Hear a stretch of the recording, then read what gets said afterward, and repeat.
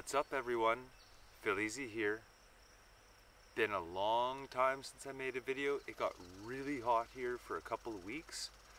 I hope if you guys are experiencing a heat wave, you're somehow managing and surviving. It's been really hard in the garden.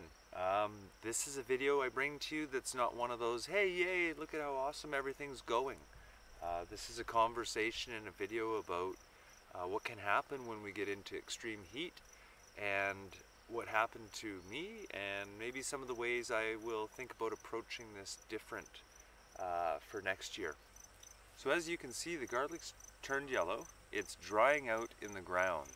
Usually I wait for the bottom leaves to dry, turn yellow, until there's only four green leaves left at the top. What's happened this year is we've started having some drying from the top as well. We've had really high temperatures, 44 for those of you who deal with Celsius, and I believe that gets up into the 104s, 110s Fahrenheit. So we had sustained heat for a couple weeks there, and the mistake I made, I believe, is I didn't water the garlic crop enough. Usually we want to stop watering our garlic crop in the last month before we harvest, and so I did that as per usual, but with the combination of the heat and the lack of water, I think I've stressed the plants to the end of their cycle, and we're going to be needing to pull them, in my opinion, early. And what you'll find, I've already pulled some up, is we're getting some really small results. There's still some bulb formation, but it's quite small. Now the other thing that's of interest, and the challenge always with gardening, is there could be a couple factors playing into this. I believe the heat is one of them and the lack of water, but I also believe that my spacing experiment has given me some good information. I put them too close together in my opinion. I believe this garlic is too close. I do have a video on that.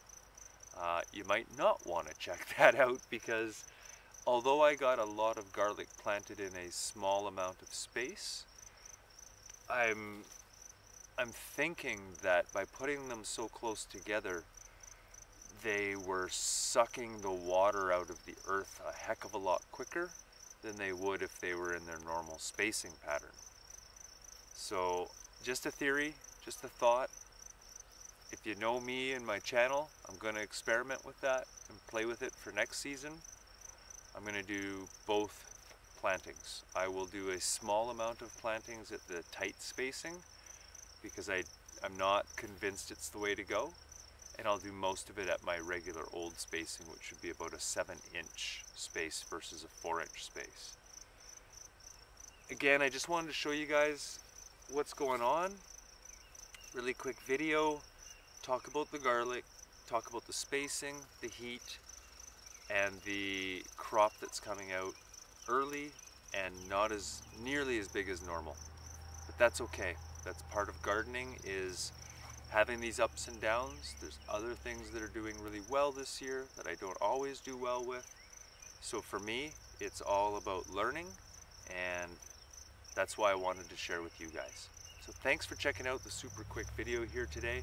I think I'm going to make another one. I've got a really cool thing happening over in the hoop house with peas. So we'll jump over there in a bit and we'll go from there. But if you like this quick little one, please hit the subscribe button, the notification bell. Click that thumbs up, that helps me out as well. I hope you guys are having a great day. I hope you're not getting melted by this heat. If you are, take care, and we'll talk to you soon. Bye.